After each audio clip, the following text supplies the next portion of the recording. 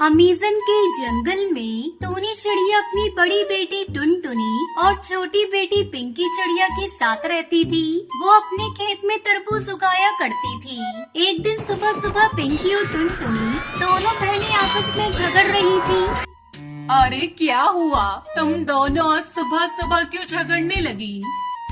माँ ये देखो, इस पिंकी ने मेरा ब्रश तोड़ दिया। तुम ही बताओ अब मैं कैसे ब्रश करूँगी? अरे तुम दोनों ने मेरी नाक में दम कर रखा है। चलो अब जल्दी से तैयार होकर स्कूल जाओ, मुझे भी तरबूज बेचने जाना है। टूनी चिड़िया अपनी दोनों बेटियों को स्कूल भेजने के बाद खेत से तरबूज तोड़कर गांव के ही व्यापारी कड़कनाथ सेठ के पास जाती है। सेठ जी, आपने जितना बोला था उतना तरबूज मैं लेकर आई हूँ। इस बार मैंने अपने खेत में सबसे महंगे वाले तरबूज के बीज लगाए थे, इसलिए इन तरबूज की कीमत थोड़ी ज्यादा लगेगी। कोई बात नहीं टूनी, तेरे तरबूज वाकई में बहुत अच्छे हैं। ये ले, इनकी कीमत तेरी सोच से भी ज्यादा दिया है। ये तो आपका बड़प्पन है मालिक, अब मैं चलती हूँ। टूनी चिड़िया पैसे लेकर वहाँ से चली जाती है। तभी व्यापारी अपने नौकर कालू कौवे से कहता है, अरे कालू, जल्दी अपना दिमाग चला, जिससे ये तरबूज मुझे मुफ्त में मिल जाए और इस टूनी के हाथ खाली रह जाए। ठीक है मालिक, अब देखिए मेरा कमाल, मैं कैसे इस टूनी को चूना लगाता हूँ। उधर टूनी चिड़िया पैसों से भरी पोटली लेकर जा रही थी। तभी कालू उसके पैसों से भरी पोटली छीनकर वहाँ से भाग जाता है। अरे पकड़ो पकड़ो, वो चोर मेरे पैसे लेकर भाग रहा है। अरे कोई तो उसे पकड़ो, मैं तो बर्बाद हो गई।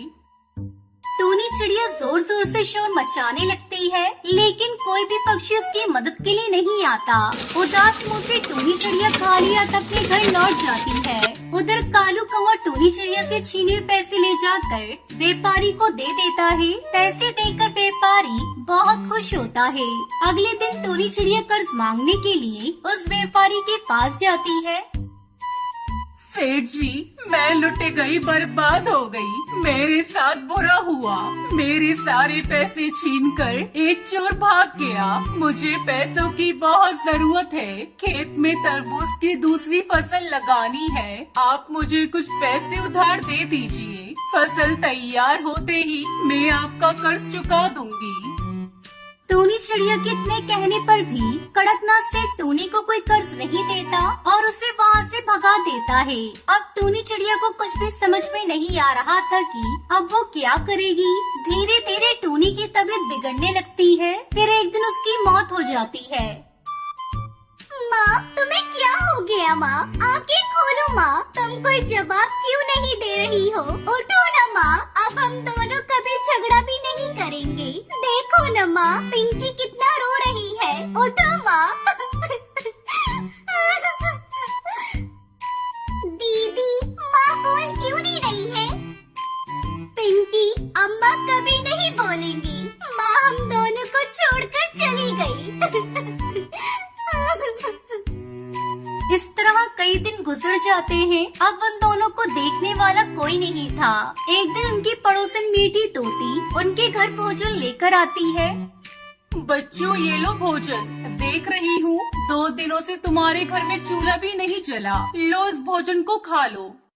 आंटी, हम लोग माँ के बिना कैसे रहेंगे? हमारी तो जिंदगी उजड़ गई। बेटा, मैं तुम्हारे दुख को समझ रही हूँ, लेकिन हम कर भी क्या सकते हैं। मेरी मानो तो तुम लोग अपने खेत में फिर से तरबूज की खेती करना शुरू कर दो। इस तरह तुम दोनों बहनों का मन भी लगा रहेगा।